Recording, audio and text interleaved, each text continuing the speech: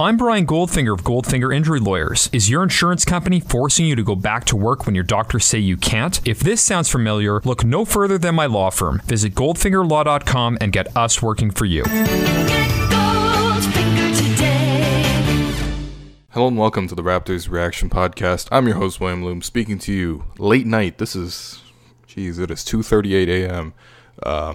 After Toronto Raptors defeated the Portland Trailblazers by a score of 119 to 117 on Friday night at Scotiabank Arena. It's a very exciting game. ESPN, Hubie Brown, the great Hubie Brown. I heard some Hubie Brown slander on the timeline. I don't know because I watched the Raptors local broadcast, but I saw some slander on the timeline. That is just, come on, man. You got to love Hubie Brown. I mean, you got to love how much this, like, it feels like he's like twice Mayor Hazel's age. Like, he's so old when you see him, but respect Hubie. Anyway, a very exciting game. Definitely worthy of the bump to ESPN because the Raptors gave one of their best performances. And, you know, the scoreline was close for sure. And the Blazers threatened to kind of, you know, you got to tip your hats to the Blazers. Like, they played really well. CJ was ridiculous. Dame came alive in the second half. And they were shorthanded as well. They got some good performances. And, you know, they made it a game. They you know, they had a lot of help from the referees to make it a game, especially in the fourth quarter. But this is one of the Raptors' finer performances of the year. And I'm only saying that in the perspective of, like, the way they played. The result doesn't even matter so much as the way they played. And the way they played stylistically was very impressive. It was just a really impressive performance. And, of course, I started to end, Kawhi Leonard. The Raptors really got Kawhi Leonard, man. He finished with 38 points. The last two came, you know, as the game-winning shot. The Raptors have been basically trying to run this play a number of times, where Kyle comes to set a screen for Kawhi and to force a switch so Kawhi can have a smaller guy on him. And there's been a lot of instances where it hasn't worked to the point where I'm kind of mad annoyed when I see it. However, tonight, apparently, actually, they practiced this finally in practice just yesterday, and so it was nice to see the Raptors execute it. No timeout, by the way.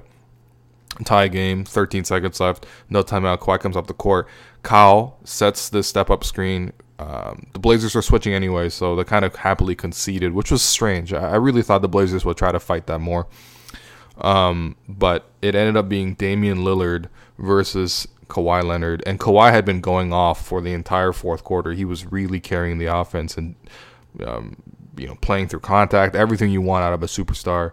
And then on the final possession, I mean, he drives baseline, you know, gets to that little sweet 12-foot range, and then pulls up, rises up, shoots the ball, soft touch. You know, it actually bounces on the rim a couple times, which actually kind of helped because the Raptors needed to sort of whittle some time off the clock. And, you know, it bounced around and it dropped through. Kawhi Leonard, you know, was waiting for the shot to drop, gave one of his patented fist pumps,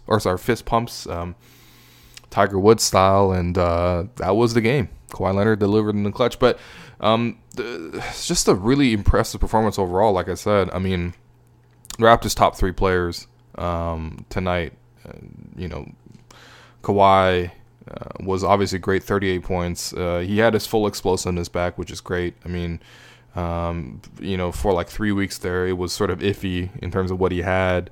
And even after the All-Star break, it was sort of still iffy. And he missed that game against the Magic. But since coming back, I mean, he was great against the Celtics, who, you know, Kawhi didn't even need to be that great against the Celtics, but he was really good, really efficient. And today, you know, this is right up there with that Blazer or with that Jazz win where he had like 47 or whatever, or 44. No, 47. Yeah, it was 47. Kawhi was very explosive, you know. There's a lot of calls that were kind of missed against him. He was really frustrated with the referees. I don't know. I mean, it was a frustrating game in terms of the refereeing. But, yeah, Kawhi played through all of that. Was really explosive. And that's just nice to see, you know. It is really nice to see. There is a very noticeable difference between when he's at his best versus when he's just trying to get by. and this is one of his best performances of the year. That was encouraging. What was also really encouraging was the connection between Marc Gasol and Kyle Lowry. Both of them finished with 19 points. Gasol got the start because the Blazers start use of Nurkic, and that was a great move by the Raptors coaching staff. Gasol quickly got Nurkic into foul trouble, and because Enes Kanter has basically Enes Kanter didn't want to come to Toronto in case Hedo Turkoglu was still around and was going to arrest him or something. I mean, it's not funny that he's in such a perilous situation, but it is kind of funny. I don't know. I guess it's not funny. There's some strange humor in it. And in any case, yeah. So they didn't have Enes Kanter, and so they had to rely on the guys like Zach Collins. I like the way Zach Collins started the year. He hasn't really looked that great since. And Zach Collins and Myers Leonard, who combined for 2 points on 29 minutes. Wow, I can't believe they gave Myers Leonard that much money. I also remember when the Raptors had that report that they were going to sign Myers Leonard. I was so pissed because I'm like, yo, this is the exact opposite of what Masai Ujiri would do. And of course, it turned out that the Raptors didn't sign Myers Leonard, which is good because the man sucks. Like, he just looks like a giant Ken doll, but he is not good at basketball.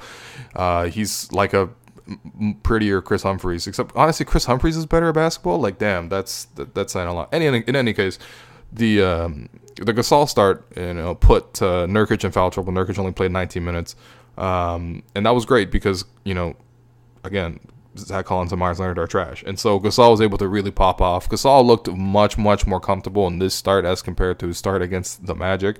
Obviously, not having Kawhi was a big part of that, but Gasol splashing jumpers from the mid range, getting to the basket, finishing. Through contact. His finishing is sort of something I'm keeping track of, and it's just I don't fully trust it because he doesn't have much lift, and he always goes into the body of the defender. So he does have good touch, but that's just a difficult situation to finish in for a 34-year-old. Regardless, though, Gasol was masterful tonight, especially with his scoring, but also with his playmaking. It's just been incredible since he's gotten here. From the minute he's gotten here, he was like that Knicks game. I was there live. Like, he was from the moment he checked in, he created like 8 open shots for Norm to brick. But Gasol in the starting lineup, as I've said, and as many people have pointed out, he's there to provide and create open opportunities for everyone else. And you look up and down the roster: Pascal 2 of 4 from deep, Kawhi 2 of 4 from deep, Kyle Lowry 3 of 8 from deep, Danny Green 3 of 4 from deep. That's pretty damn good, and you want their best passer. And I think Gasol is the best passer. Kyle's a really good passer, but I think Gasol might be even better. You want in any case, you want one of your 2 best passers playing with your best shooters, and I think the results were really good. Kyle obviously is a direct beneficiary of that because there's something Nick Nurse said in the post game. He said it felt like Kyle had a twinkle in his eye almost because he's been rejuvenated since the addition of Gasol, and I just think that on a granular level, Gasol is going to help Lowry because Lowry's a very smart player. He's going to cut. Gasol's going to pull someone to the perimeter, so there's actually an opportunity for someone to cut at the basket and finish without help around. Lowry can also pop out for 3. He can also come around the curl for Gasol for 3. I mean, Gasol sets much better screens than Ibaka or even JV did. Actually, he's probably on the same level as JV. JV is really good at sending those screens.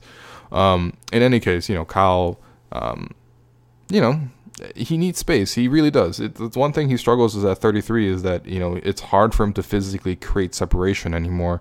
And because he's shorter, and there's possessions where he was isolated against Zach Collins and he couldn't do much. But when you got a guy like Gasol who can give him a beat with his passing, you can give him a space with his screening, and you can also just give him, one-on-one opportunities because, again, he's pulling a guy out of the paint. It's helping Kyle a lot. But I also feel like, in terms of Kyle's mood, Kyle has been the brains behind this operation since the Raptors have started making this run.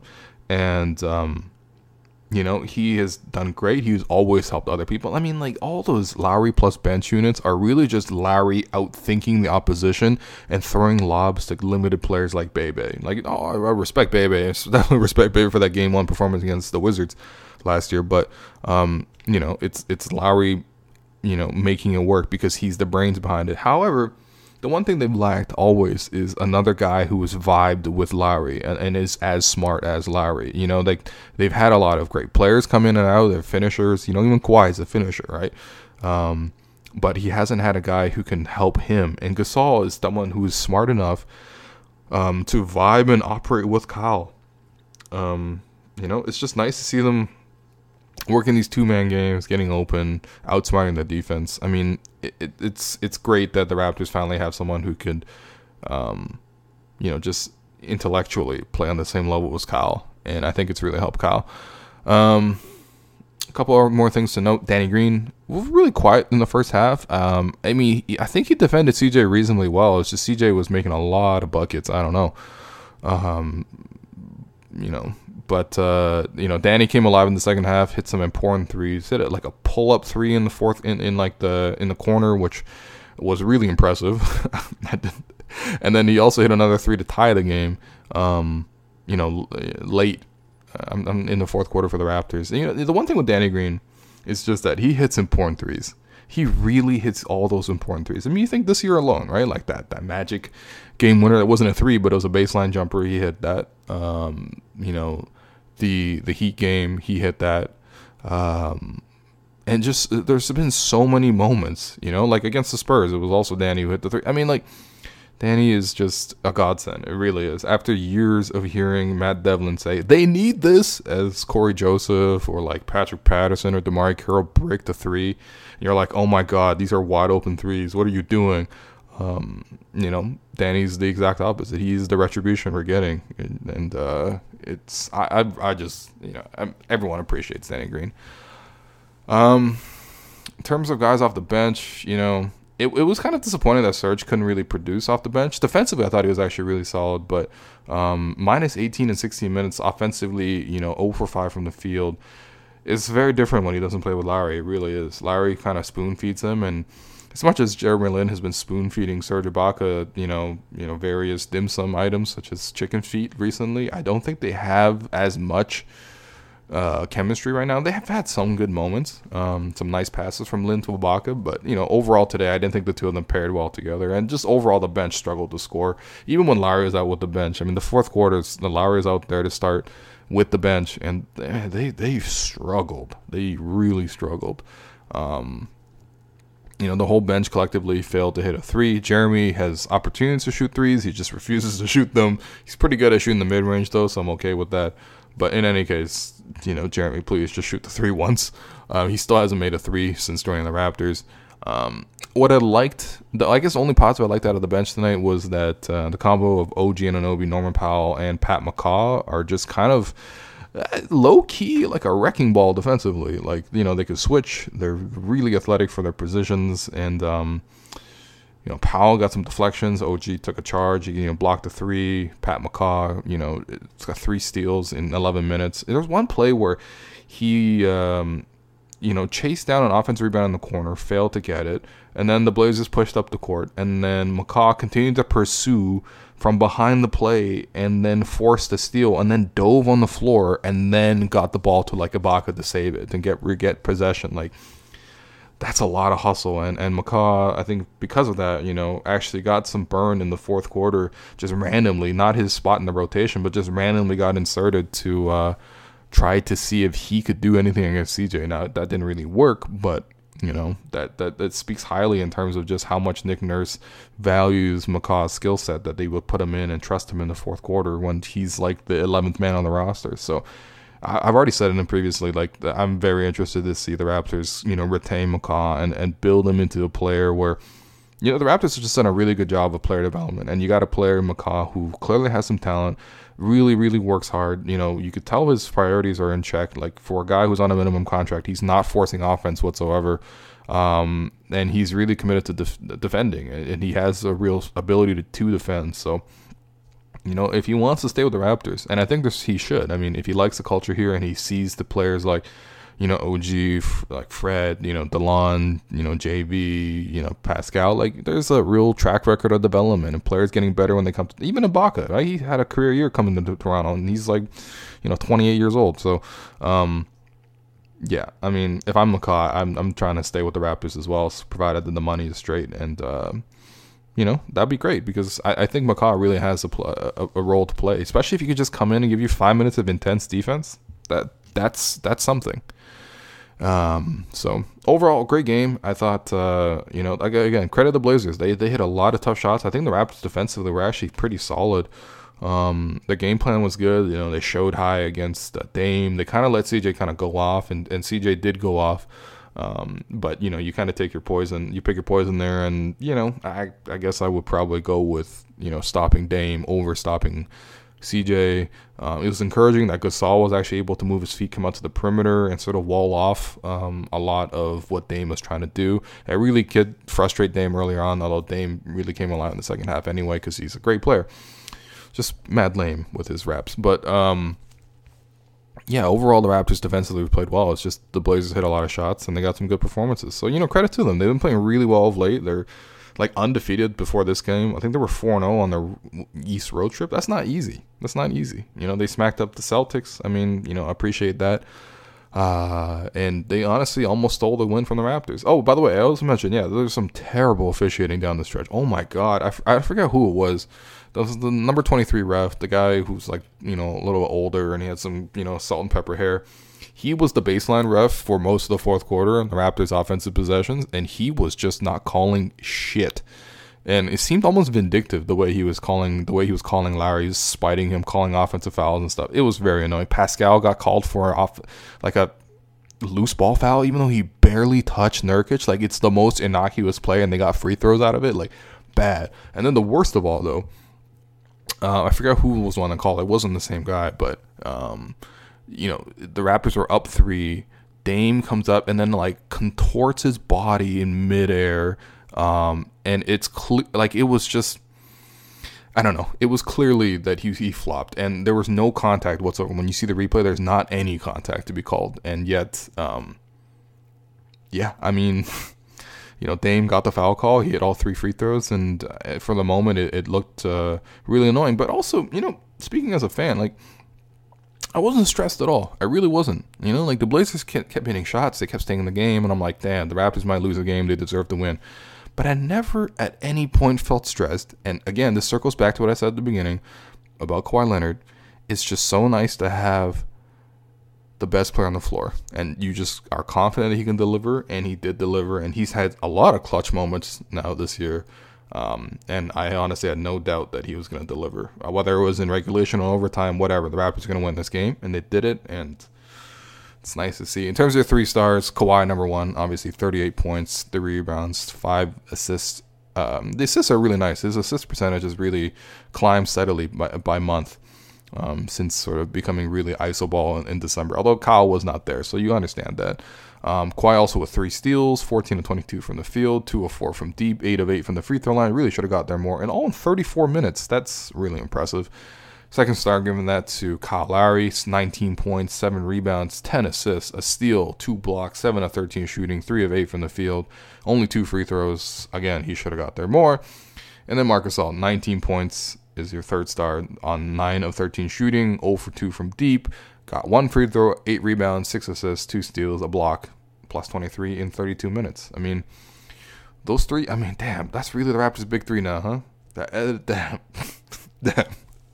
We were really calling JV part of the big 3. I love JV, man, but it's Gasol and JV are 2 just classes apart. It just is. Maybe the raw numbers are what they are. I don't know. It doesn't really matter to me. Stylistically, Gasol came here. The Raptors started playing Spursian type offense, and it's beautiful to watch this team. And then the Gerald Henderson Award. There's really only one man who deserves this. It is Jake Layman. That's right. He sounds like he's from a home improvement show, but no, he's a basketball player, and he had 13 points, 7 rebounds, an assist, 2 steals, 5 of 10 shooting.